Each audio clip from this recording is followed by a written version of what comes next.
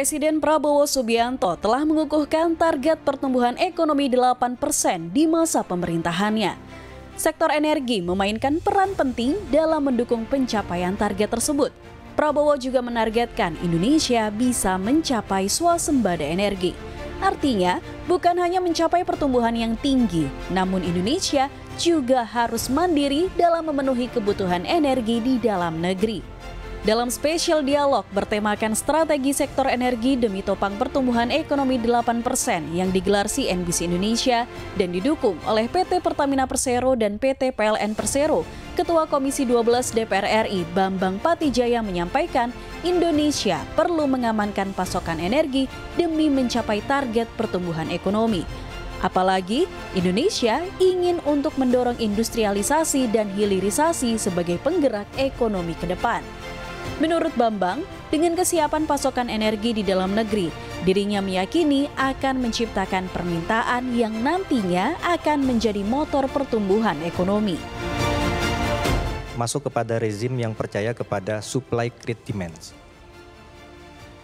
Jadi di dalam bagaimana kita ingin mendorong pertumbuhan ekonomi kita, ya kita harus menyediakan dulu ketersediaan energinya. Kita tidak berharap orang minta dulu, lalu kemudian kita supply, kita akan ketinggalan. Jadi dalam hal ini, saya percaya supply create demand. Jadi dengan adanya penyampaian Indonesia kepada dunia internasional bahwa di dalam 15 tahun ke depan kita akan membangun 107 gigawatt, ya kan? Dengan base load itu kita hitung 57 gigawatt, itu sudah kombinasi antara yang energi fosil dengan yang energi baru terbarukan. Di dalam bagaimana mendorong hilirisasi dan industrialisasi, ya, supply energinya harus cukup dulu. Kita harus optimis dalam hal ini. Walaupun kadang-kadang kenyataan tak sindah harapan bisa saja terjadi. Misalkan pada periode-periode kemarin karena COVID dan satu lain hal. Oversupply. Sebenarnya bukan oversupply juga, cuma belum terserap saja. Saya percaya supply daripada energi kita ini akan create demand, ya, sehingga kemudian industri akan dibangun. Kita jangan kalah lah dengan Vietnam, dengan negara-negara tetangga kita. Selama ini pemenuhan energi nasional masih disokong oleh energi fosil. Bahkan suplai dan produksi energi Indonesia untuk kelistrikan justru masih paling banyak dari batu bara. Diketahui saat ini 77% kebutuhan energi nasional masih berasal dari batu bara. Wakil Ketua Komisi 12 DPR Sugeng Suparwoto menyebut 67% produksi listrik PLN masih berasal dari batu bara. Energi kita masih sangat tergantung energi fosil fuel. Di kelistrikan misalnya, bauran energi kelistrikan di renewable energy kita masih 14% saja di kelistrikan. Artinya apa? Ada masih 86% listrik kita adalah energi fosil. Bahkan lebih tajam lagi, 67% itu kelistrikan yang dikelola oleh PLN itu adalah dari PLTU batubara. Tetapi inilah bukan dilema, ini tantangan ke depan. Kenapa? Batubara dari satu sisi adalah merupakan salah satu tulang punggung ekonomi kita. Karena bagian dari komoditas yang hari ini juga komoditas ekspor kita selain di mining, di nikel dan mining lain. Jadi inilah yang terus-menerus menjadi tantangan kita. Energi fosil lainnya yang jadi penopang kebutuhan di dalam negeri yakni migas. Meski diakui oleh Sekretaris SKK Migas, Luki Yusgiantoro, sektor migas tanah air saat ini memiliki tantangan yang besar dalam mendorong peningkatan produksi, terutama di tengah masa transisi energi. Saat ini kebutuhan minyak Indonesia sebesar 1,6 juta barel per hari.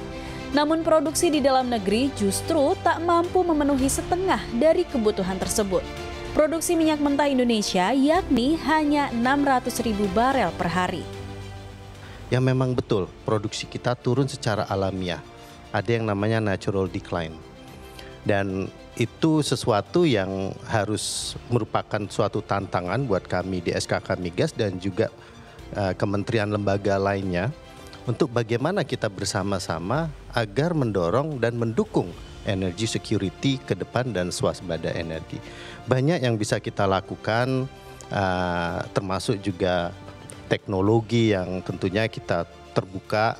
Nanti kita bisa bicara lebih detail lagi terkait dengan IOR tadi. Kemudian juga tadi disampaikan masih banyak juga yang sumur-sumur, misalkan sumur-sumur tua, sumur-sumur yang masih belum termanfaatkan. Jadi itulah upaya-upaya kami. Kalau kita lihat di sini, memang awalnya di akhir tahun 70-an sampai dengan 90-an kita itu menikmati minyak, surplus minyak pada saat itu, di mana supply dari minyaknya itu lebih tinggi daripada demand.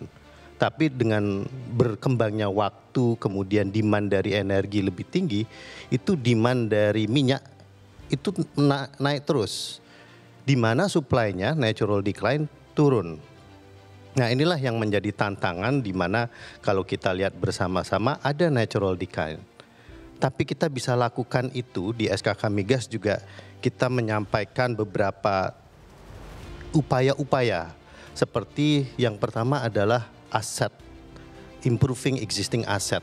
Kita memiliki aset yang luar biasa, fasilitas migas yang luar biasa, yang merupakan milik negara.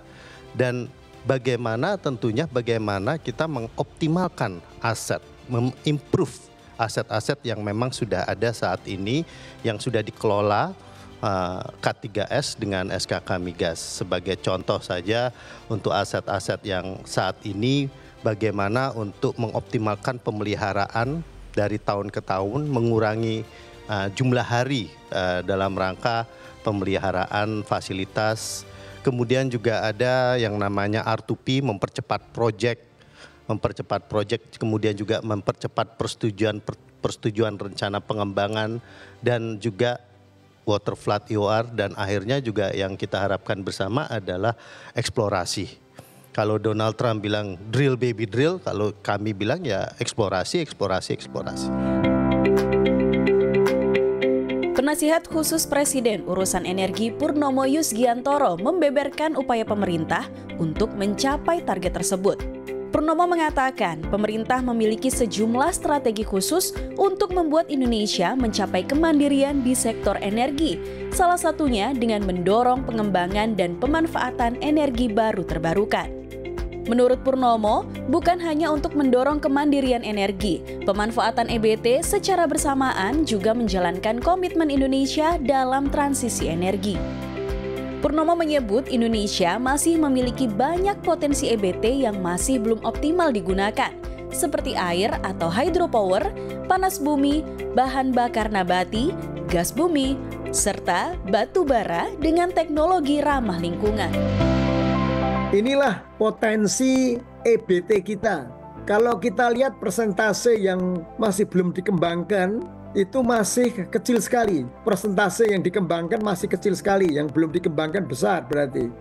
Panas bumi, air, bioenergi, angin, surya, laut, gasifikasi, nuklir ya, itu semuanya belum banyak dikembangkan, dan kita berharap nantinya ke depan akan dikembangkan. Sejalan dengan hal tersebut, untuk menciptakan diversifikasi energi, terutama untuk mendorong pemanfaatan energi bersih, SVP Teknologi Innovation Pertamina, Oki Muraza mengatakan, Pertamina telah mengembangkan bioetanol dari tebu dan gandum sebagai substitusi bensin dan ditargetkan dapat diterapkan secara luas, terutama di Jawa. Selain itu, Pertamina juga telah menemukan sejumlah upaya terbarukan seperti meningkatkan produksi migas dari sumur tua hingga pengembangan minyak jelantah untuk bahan bakar pesawat. Untuk menggambarkan hulu, mungkin saya sedikit bercerita inisiatif kami yang mudah-mudahan akan segera kita launching, SAF 2-3% yang kita sedang produksi dari minyak goreng bekas di Cilacap. Ya, jadi ada supply, ada kemudian nanti produknya. Anggota Dewan Energi Nasional periode 2019 hingga 2024, Satya Widyayuda menyebut, dengan semua inisiatif ini, komitmen Indonesia untuk mengurangi emisi gas rumah kaca sebesar 330 juta ton tanpa bantuan internasional dapat terlaksana. Namun, Satya juga menegaskan, walaupun Indonesia tengah melakukan transisi energi, Indonesia tidak boleh mengorbankan keterjangkauan dan aksesibilitas energi. Prabowo Subianto selaku Presiden baru sangat optimis ya apabila kita bekerja secara terintegrasi ya, antara seluruh kementerian dan seluruh sektor, maka 8% itu merupakan sesuatu yang tidak sulit dicapai. Pada akhirnya, Republik harus memastikan bahwa kemandirian energi yang dicita-citakan akan menjamin keberlanjutan pembangunan nasional. Dari Jakarta, CNBC Indonesia, Beyond Business.